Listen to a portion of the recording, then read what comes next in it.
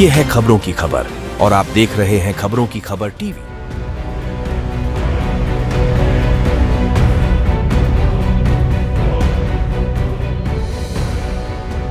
माल लिख चल जाते हैं, गौशाला में डाल देते हैं और मापनी करके हमारे लिए और बाकड़ जानवर जो है, जो किसान भाई जो बाकड़ जानवर बेचने को आते हैं, जो जानवर कुछ काम का नहीं रहा, रिकामा जानवर हो गया तो वो हम खरीदी बिक्री करते हैं, बाजार से वो बाजार ले आते हैं। उसका कमेंटमेंट करो, उसके अंदर जो आपने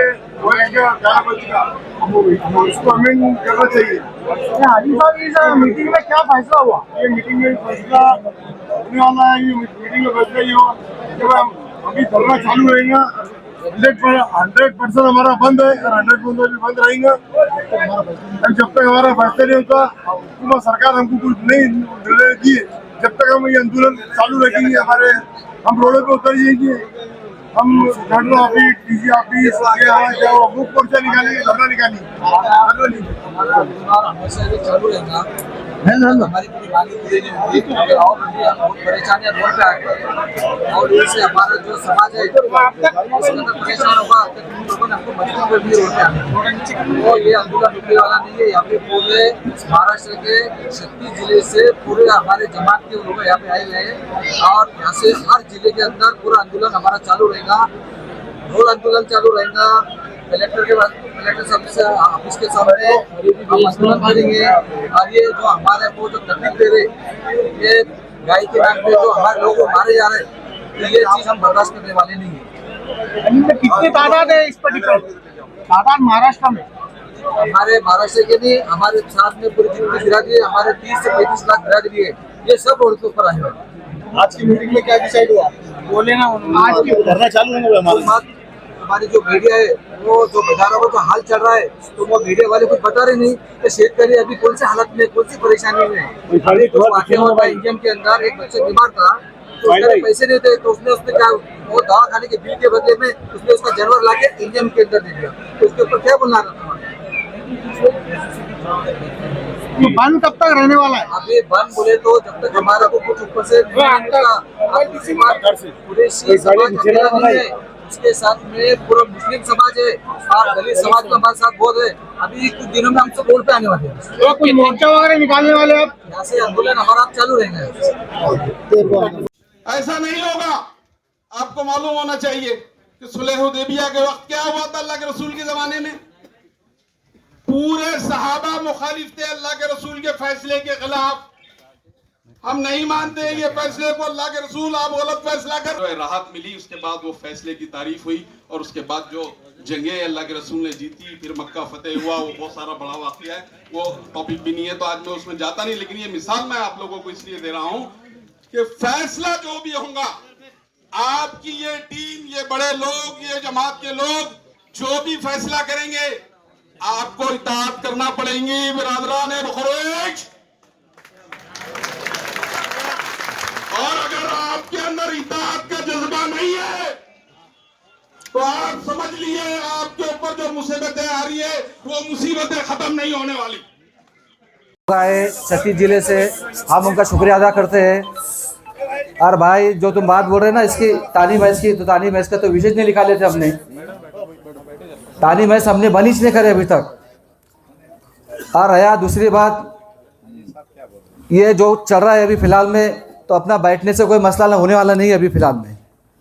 क्यों कि उसकी वजह क्या है मालूम क्या? सब 36 जिलों से अपनी अपनी जवाबदारी लो और एक एक धरना दो, जब भी अपना मसला हल होगा। तो बैठ के कुछ फ़ायदा नहीं है। और सब अपने अपने जिले के अंदर जो फाइनेंशियल लोग है पैसे वाले, तो उनका काम है थोड़ा नीचे वाले को ख्याल रखना। वैसा हम हर जिले के अंदर जो है उस पर अभी कमेटी में सब बात क्लियर करेंगे। हाई साहब हम सब बैठने वाले हैं और उसके अंदर क्या निर्णय लेना है क्या नहीं वो हम डिसाइड करने वाले हैं। और ये पूरी जो कमेटी अभी जो बन रही है वो हाई साहब नहीं, ये पूरी जमात जितनी भी महाराष्ट्र के लोग वो उतना फैसला लेंगे और जो फाइनल करेंगे हम उसको मान्य करेंगे। और जहाँ भी ऐसा कुछ लगता है बंद होने के बाद में जो लोग नहीं सुधर रहे, तो जिले की जवाबदारी तो मैंने लिया है, वह सब कुछ सीधा करे, सबको मालूम है पूरा। जो नहीं सुन रहा उनको घरों में घुस के उनके घरों में से घुस के कहाँ से रेड करा ये सबको मालूम है। अब तक कितने रेड करा दिया मैंने करके। क्योंकि अपनी जमात के खिलाफ में अगर जो जाएगा तो हम बिल्कुल बर्दाश्त करने वाले नहीं। तो सब जमात सब अपने अपने जिलों के अंदर ऐसा अगर करे तो भाई अपने को बहुत जल्दी से कुछ ना कुछ निर्णय आएगा। और ऑलरेडी हमारे पास में बहुत सारे फ़ोन आ रहे हैं, शेतकरी रोड पे आना चालू हो गए, थोड़ा सा सब्र मारो, इंशाल्लाह अपना कुछ ना कुछ मसला हल होगा। ये बोल सलातु वस्सलाम अलैका या रसूलुल्लाह सल्लल्लाहु अलैहि वसल्लम। मोअज़्ज़िज़ ब्रदरान कुरैश, मैं हमारे ईसा कुरैशी साहब का दिल की गहराइयों से शुक्रिया अदा करता हूँ कि वो इस मौके का फ़ायदा उठाते हुए मुझे बोलने की दावत दी और मैं आप लोगों से मुखातिब हूँ। ये सबका बोलना है कि थोड़ा मीडिया साइड में हो जाए यार, तुम्हारे लिए चाहिए यार। हम देखिए, आज जो हालात है आप लोगों के, ये दौर से हम लोग 2004 में गुजर चुके हैं। हैदराबाद में स्लॉटर हाउसेस सील कर दिए गए थे।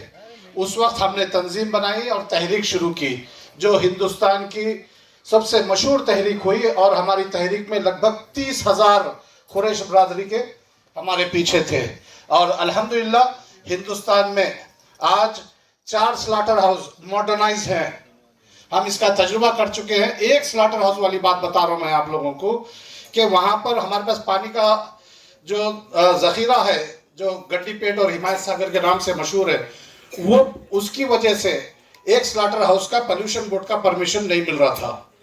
हम लोग एहतजाज तो अलग हुआ, उसके साथ हुकूमत से जो नुमाइंदगी किए, तो वहां पर हुकूमत से नुमाइंदगी करके, हुकूमत का एक इदारा है जो सैटेलाइट इस्तेमाल करता, सैटेलाइट इस्तेमाल करके उसमें करोड़ों रुपए खर्च होते, तो हमारी नुमाइंदगी पर हुकूमत का वो इदारा अपने सैटेलाइट इस्तेमाल करके जमीन के अंदर पानी का बहाव या उस तालाब की तरफ है या फिर दूसरा वेस्टेज वाटर की तरफ है।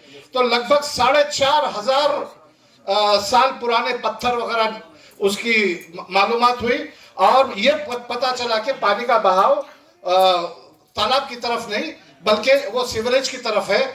लिहाजा पोल्यूशन कंट्रोल बोर्ड ने हमको इजाजत दी और वो आज स्लॉटर हाउस बन के मॉडर्नाइज मौजूद है। तो हमारा बोलना ये है कि मुत्तहिद रहो और नुमाइंदगी करो। आप लोग हुकूमत से नुमाइंदगी करो। ये जो कानून है ना, आपका जानवर जो पकड़े जाता, आपका ये क्रूअल्टी के तहत जब आपका जानवर पकड़े जाता, तो ये उनका कारोबार है, ये जानवर पकड़ना। वो गौशाला बंद नहीं करेंगे, वो अपना कारोबार नहीं बंद करेंगे और ये हमेशा हिंदू मुस्लिम ये सिलसिला चलते रहेगा।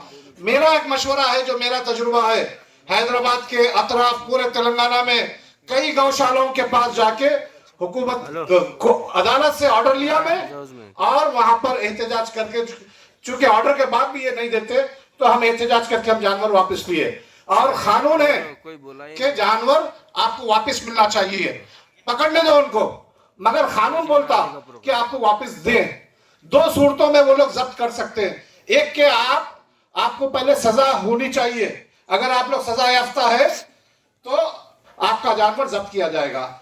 दूसरा यह है कि आप ले जाके इसको फिर क्रूअल्टी के तहत फिर इसको जानवर को फिर उसमें ले जाएंगे, तो उस तरफ वो भी कोर्ट फैसला करना है।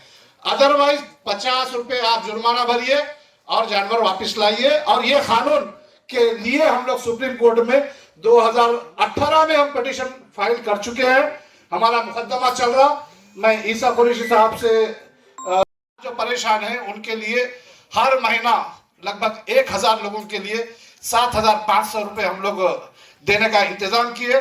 मैं हमारे ईसा कुरैशी साहब को दावत देता हूं और इंशाअल्लाह हमारी अगर जुस्तजू और हमारी बातचीत रही तो ये हम महाराष्ट्र में भी लेके आएंगे इंशाअल्लाह। और इसके साथ साथ जो दवाखानों का भी है, हम लोग वो भी दवाखानों से बातचीत कर रहे हैं, तो इंशाल्लाह हमारी बातचीत के तहत आप लोगों को भी इंशाल्लाह इत्तला देंगे। अदालत में हमारे मुकदमात हैं। एक तो देखिए 125E का जो मसला है, जिसमें 7 जानवर का जो परमिट है, हमारा मुकदमा सुप्रीम कोर्ट में है। इंशाल्लाह ये कानून गलत है, चूंकि असली कानून है 16 जानवर का। ये हमारे पास की गलतियों की वजह से 7 जानवर का परमिट निकाले। 16 अगर 200 किलो का आपका जानवर है, 16 का कानून है और 300 का है तो 12 का है, 400 किलो का अगर जानवर है तो 8 जानवर का, ये कानून है। और ये कानून सुप्रीम कोर्ट में भी लिख के कंफर्म कर दिया सुप्रीम कोर्ट। और जो 125E है ये कायदा है, कानून पार्लियामेंट और असेंबली से बनता, कायदा कोई ऑफिसर बनाता, नोटिफिकेशन निकालता, तो कानून बड़ा है। मौजूद है, तमाम इबादतों को देखेंगे, ज़कात में इज्तिमाइयत मौजूद है, हज में इज्तिमाइयत मौजूद है। एक इशारे पर चलने का सबक सुबह शाम हमको सिखाया गया है। आज भी आप एक आवाज़ पर आए, मेरी आप सबसे दरख्वास्त है कि इस दरख्वास्त पर जैसे आज आप आए, अपने दरमियान के छोटे छोटे इख्तलाफात और छोटी छोटी चीज़ों को भुलाकर एक आवाज़ पर लब्बैक कहने की आवाज़ का जो सबक हमको सुबह शाम सिखाया गया है, उस सबक को हमेशा याद रखें।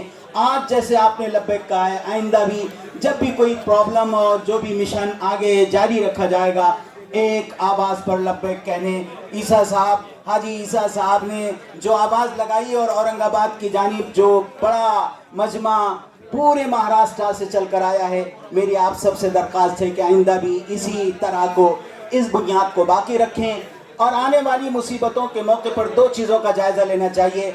अपना जायज़ा लेना चाहिए कि कहीं मुझसे कोई ऐसी ख़ता तो नहीं हो गई जिसकी वजह से अल्लाह ने रोज़ी पर मेरे हमला कर दिया है। अपना मुहासिबा करना हम सबको ज़रूरी है, कोई गलती ऐसी हुई होगी जिसकी सज़ा हमको मिल रही हो। और दूसरी बात कि आप सब बहुत कीमती लोग हैं, कीमती बिरादरी है। इस बिरादरी को रब्बुल जलाल ने बेशुमार नेमतें अता फरमाई और इस ज़माने में आपके पास, आपके बाजू में दम भी है।